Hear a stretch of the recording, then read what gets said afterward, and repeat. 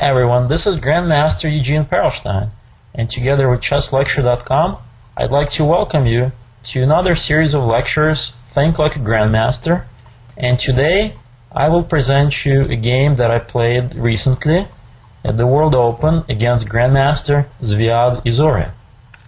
So let's start. I'm white, d4, knight f6, c4, e6, knight c3, bishop b4. This is the well-known Nimtza Indian line, and I play g3. Now we'll talk a little bit about the opening and the idea behind the move g3. g3 is a very rare line, and the main idea is to quickly develop bishop on g2, play knight f3 and castle. The main idea is to control the long white diagonal, stopping black from playing b6 and bishop b7, which is the main idea in the Nimtza Indians. Typically, there is another move which is popular instead of g3, knight f3. And this is actually the move that I used to play too. The only problem with knight f3 is that it gives black a lot of different options. Black could play c5, and now the game usually transposes to the main line of the g3 Nimtza. Or black can play b6, which is another very popular move, and now g3 is not really possible because bishop can go to b7 and white doesn't have any advantage.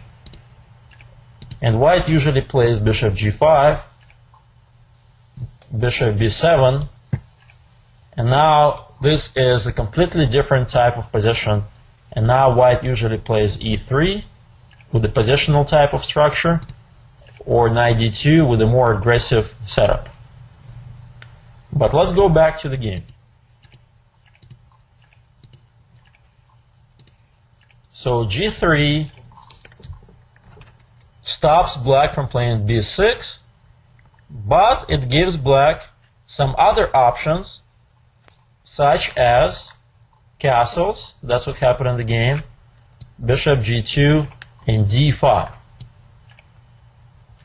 So as you see in modern chess openings, it's very important to know the similarities and differences between various openings in order to navigate your way around in the labyrinth. For example, if I played instead of g3 knight f3 and black plays d5, then this is a completely different opening called the Rogozin defense.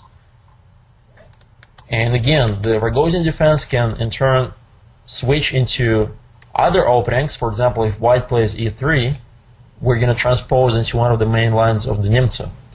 So you see how modern opening theory is very flexible, and it could go into different lines very easily. So let's get back to the game. g3, castles, bishop g2, d5. Now, what opening have we gotten ourselves? So after c5, knight f3, this is the main line of the Nimtza with g3. And after d5, knight f3, we just transposed into hybrid of a Catalan and the Rogozin defense. So let's see what happens. Knight f3, d takes c, castles, knight c6, and now if black's bishop instead of b4 is placed on e7, then we have ourselves one of the main lines of the knight c3 Catalan. And actually in this position I play a3, trying to force the bishop either to take the knight or to retreat, and my opponent plays bishop e7, which in turn transposes into the main line Catalan with the pawn instead of being placed on a2 is now placed on a3, and as it turned out in the game, this is a big plus for white, and we're gonna see why shortly. But before we go, let's take a look at bishop takes knight, pawn takes knight.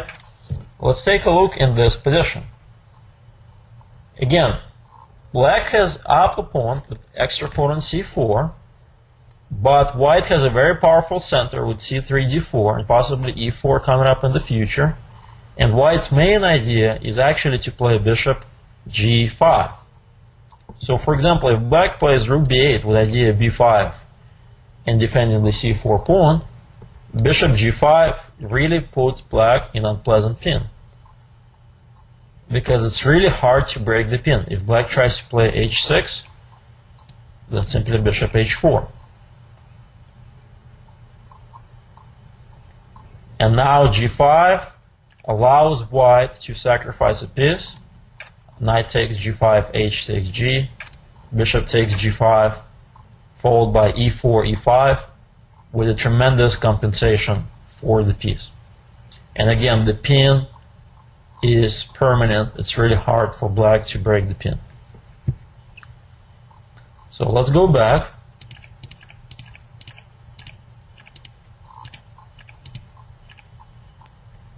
And take a look at bishop e7. So what are the advantages that white has in this position, having his pawn on a3 as opposed to pawn on a2? Well, they're not very easy to understand, so let's keep moving forward and you're going to see the difference. So the first thing white wants to do is to win back the c4 pawn. The problem with queen a4 is you simply lose the d pawn, and that's not really what you want to do. So that's why you have to prepare queen a4 with a move like e3. And in turn, it's not easy for black to defend the c4 pawn. The only move that defends the c4 pawn is knight a5, but that kind of misplaces the knight and allows white's knight to go to e5 and take more control in the center. So that's why my opponent chose to go into the main line of the Catalan with knight c3, basically the same plan as if the white pawn is on a2. So bishop d6. The main idea of this plan is to leave the pawn on c4 and to play e5, and create the isolated pawn on d4 and allow for the bishop on c8 to go to either f5 or g4. So bishop d6 is a playable move. So queen a4, e5, queen takes c4, e takes d, e takes d. So white has an isolated pawn on d4, but it's really hard for black to blockade the pawn. So the whole point of my opening with the pawn on a3 is that I stop a very powerful move, knight to b4. And without the knight to b4 and followed by c6, black cannot establish a powerful knight on d5. And furthermore, a3 helps me to expand on the queen side with b4. So as it turns out, the pawn on a3 gives white a tremendous advantage as opposed to the other line where the pawn is on a2. So you see, in modern chess, these little nuances are very, very important in order to get advantage with white. So let's see what happened. But black's position is very solid, and he plays h6. So now we are sort of out of book. This is a new position, and let's try to figure out white's plan. So black has no weaknesses. His next move is going to be bishop g4. Whereas white simply has to figure out how to continue to put pressure on black's position. If you play quietly, such as bishop e3, you're not really putting pressure on black's position. If I play d5 right away, the problem is that the knight can go to e5, and with more exchanges, black's position becomes much easier to play. So I'm not afraid of bishop e6 either, because d5 is going to come up. So where do I put my c1 bishop? That's the question I ask myself. On e3 it looks passive. On g5 it cannot go. Again, on d2 it's going to look passive just as well. But then a very quick idea came into my mind. Why not play b4 and bishop b2? Because bishops placed on the longest diagonals are very, very powerful. Because the opponent is going to end up going to d5 and open the whole diagonal for me. And that's why I play b4.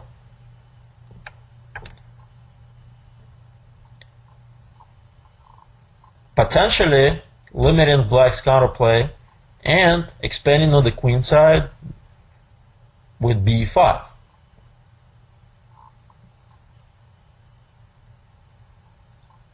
Now my opponent played knight e7 with an immediate threat of bishop e6 and trying to get the powerful d5 square for his pieces. And it's very important to play d5. Immediately take control and not allow black to play bishop e6 followed by knight d5. Now you might ask yourself, well, isn't d5 just closes the powerful bishop on g2? And the answer is yes and no. Because it does close it right now, but the bishop on d6 really is not a good blockading piece. So potentially the position is going to open up even more in the future. But the most important point of d5 is you're opening up the a1 HA diagonal for your bishop on c1. And this is going to be the crucial point in the game. So a6, preventing knight b5 potentially in the future, and bishop b2. So both sides are sort of finished development, and my opponent plays bishop g4. So of course black's plan is very easy, to play knight g6, queen d7, put the rook on e8, and try to trade as many pieces as possible, because in the endgame, isolated pawn is a liability for white. But here, I have a very powerful move that I saw during the game, and I played it, knight e4. And the main idea of this line is to open up the diagonal for my bishop.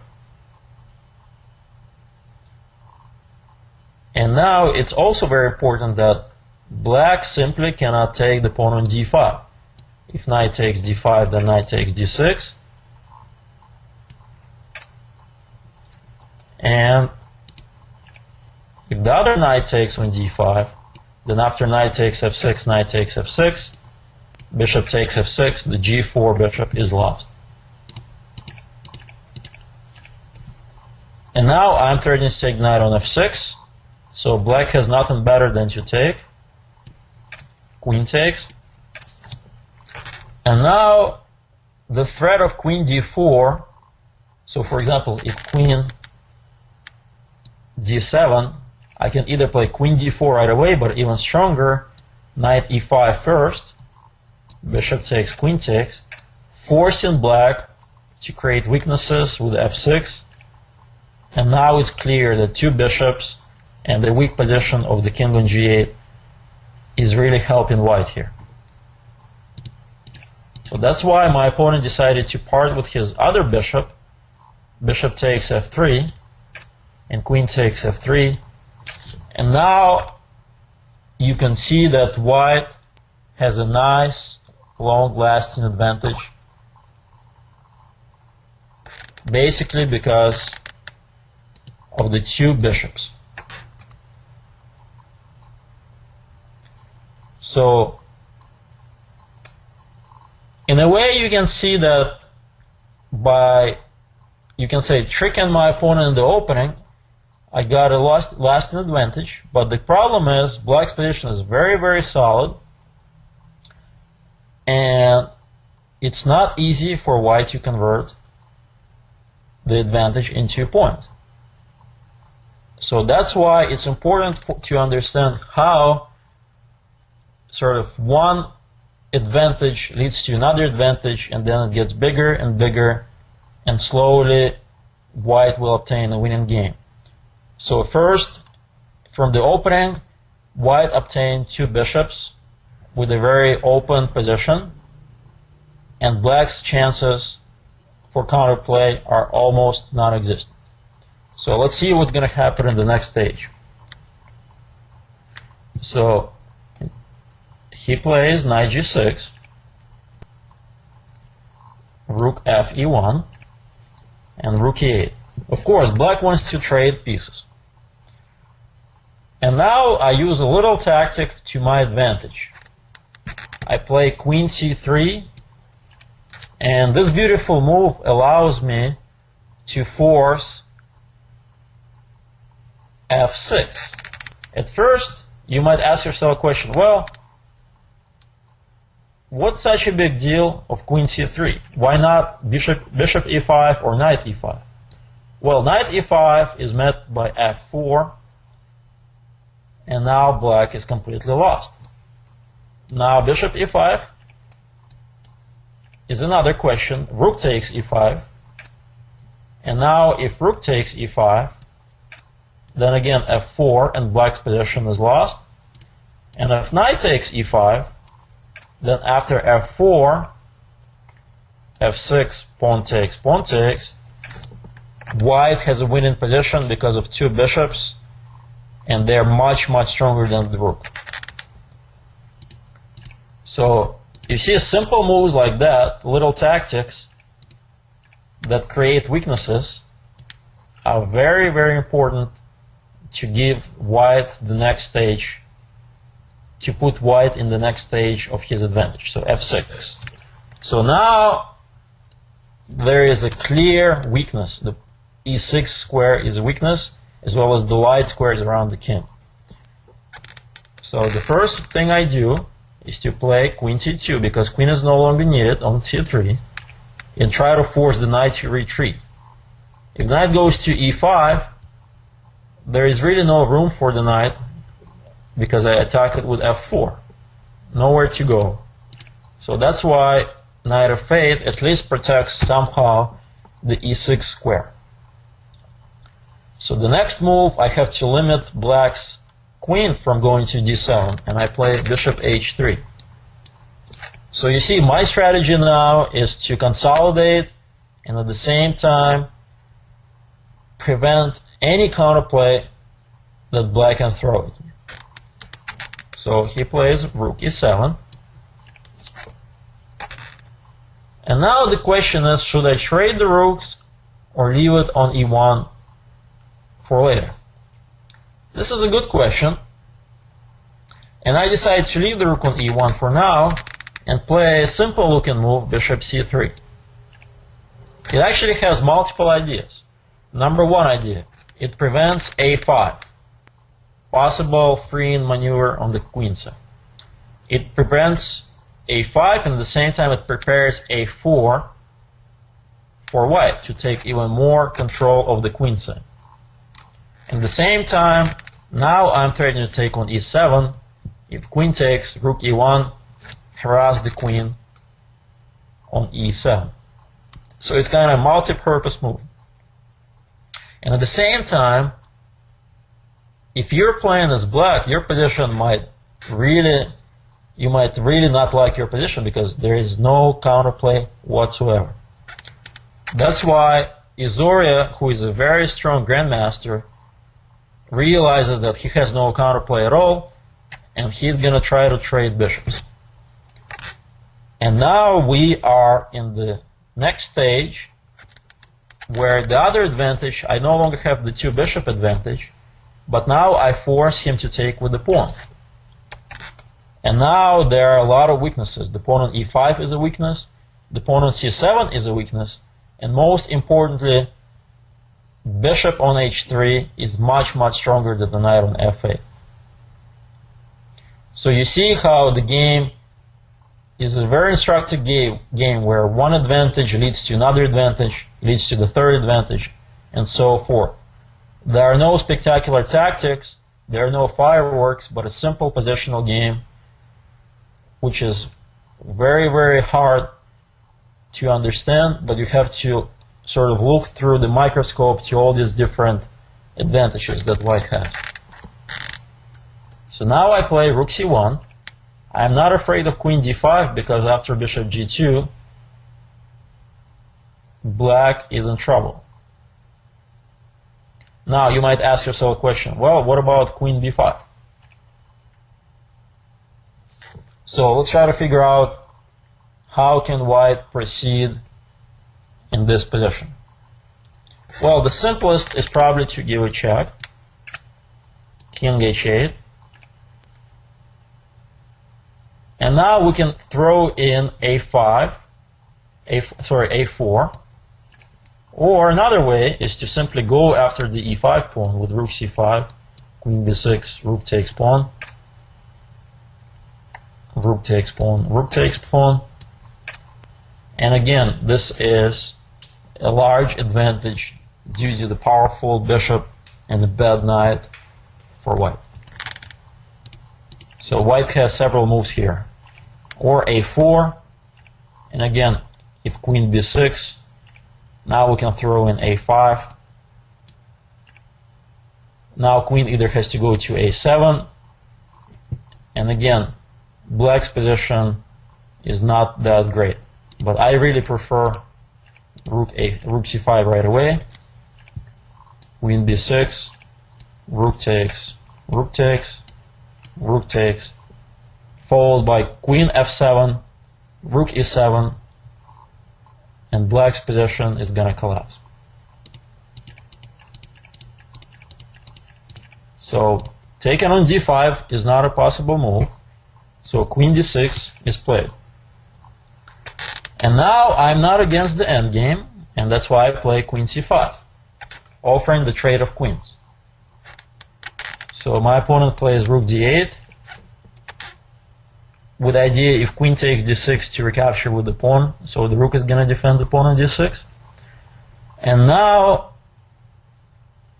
a very interesting idea occurred to me that I really liked. I simply drop back to g2 with the bishop, defending the temporarily pawn on d5. And it's not so easy to defend against my next threat, which is, so let's say what happened in the game, knight h7, with the idea to bring the knight to f6. And let's see if you can guess my next move. It's a move that wins the pawn by force.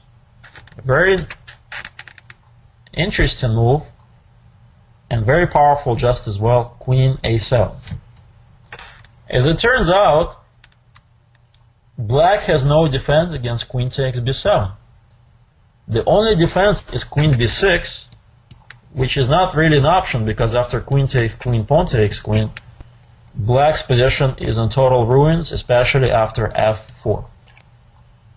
So this is completely winning for white.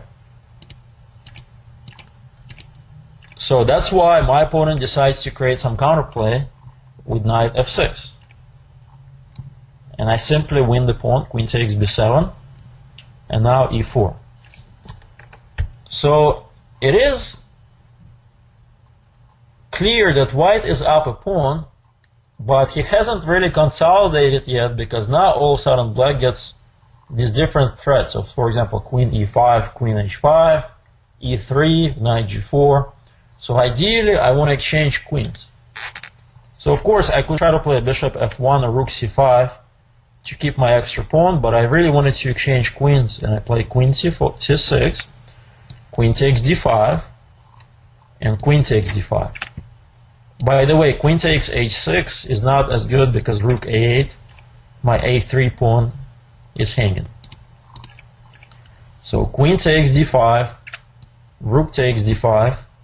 So black won the pawn back, but look at all these weak pawns. a6, c7, e4. And now after a simple move bishop f1, I am threatening to take bishop takes a6 and bishop c4 at the same time, really forcing the next move rook d6. And now a move that I was very proud to find in my opponent's time pressure is a very simple and elegant looking rook e to d1. Now that I traded queens, I want to trade one pair of rooks, and black's position will be on the verge of collapse because he would simply not be able to defend all of the weaknesses. So being in extreme time pressure, my opponent takes on d1, which is probably not the best move. If he's going to go down, he should leave the rook on d6, so probably king f7, rook takes bishop a6, rook a7 would give him some more counterplay, but even this position is not too good. But he played rook takes d1, and an ambitious looking e3. Again, being in time pressure, he probably didn't realize that I can simply ignore the pawn. And as I did in the game, I just simply played bishop takes pawn. Now what happens is that e2 is not really a threat. All it is just a lost pawn after rook e1. And pawn takes pawn, king takes pawn. Knight g4 is not a threat either because I simply draw back to g1 and have an upper pawn on the queen side. So he played knight e4 instead, king f3, knight d6. So now we are entering the next stage of the game where white has a better bishop and an extra pawn, and now I have to realize the advantage. So now I play bishop d3 to cut off the knight completely, rook e8, with the idea to play rook a8 and prevent my a pawn from moving. So I play a4, rook b8, rook b1, king f7. So we have reached time control. White is up a pawn and I technically won position. But again, you're playing against a very strong Grandmaster.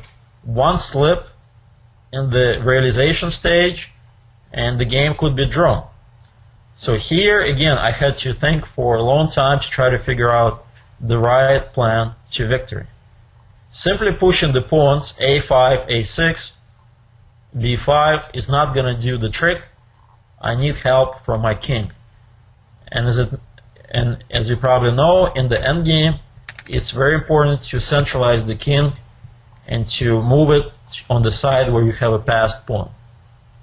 So that's why I play king d3, king d6, king d4. So the first stage I centralize my king, king d7. So the next stage is I want to push my pawns on the optimal position. So I play a5. Potentially I'm going to play b5, king c5, and just keep pushing my pawns. So to stop b5, he plays c6. And again, what is my next move? This is probably one of the most critical moves is I want to really play king c5. But the problem with king c5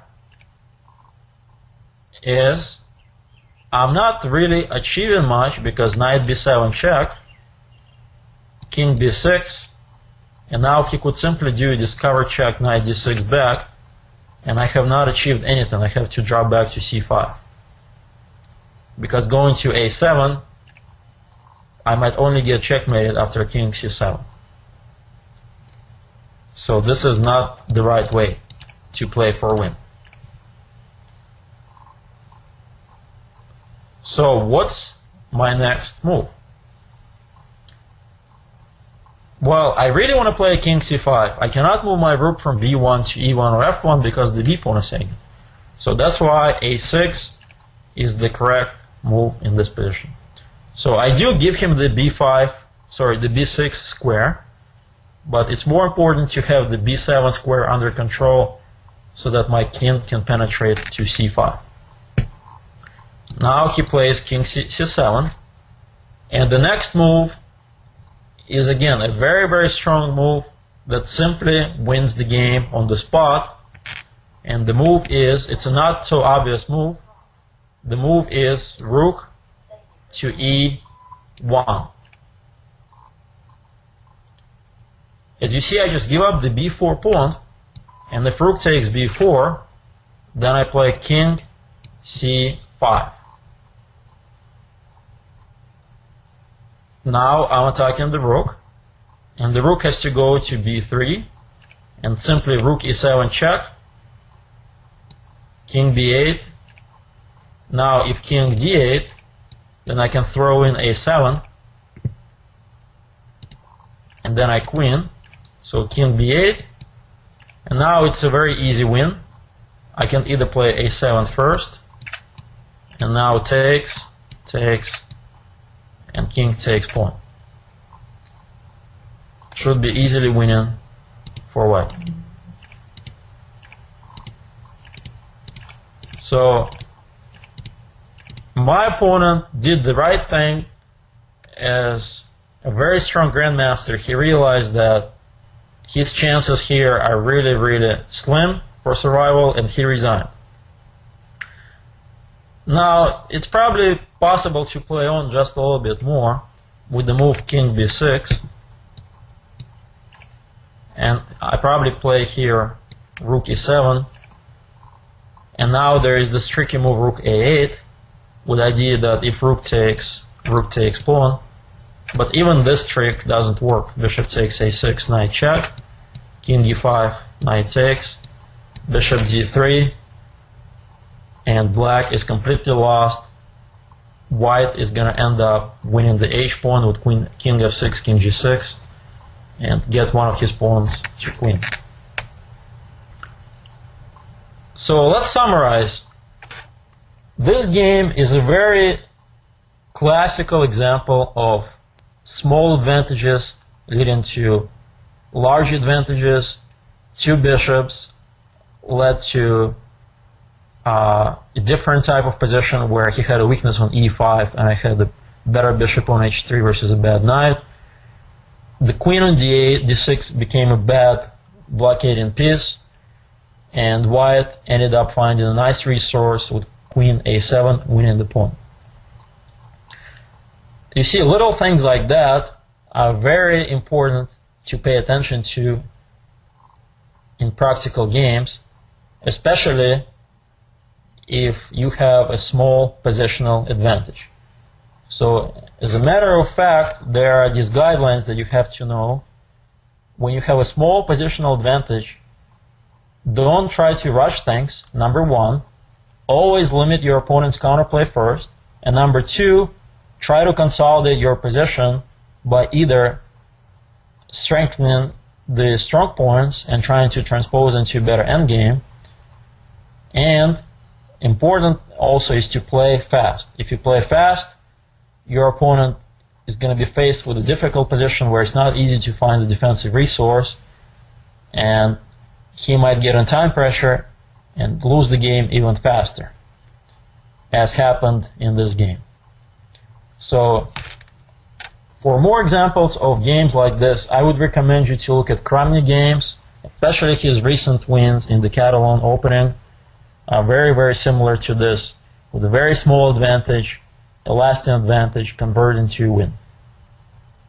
Again, thank you very much, and I hope to see you all next time. Bye-bye.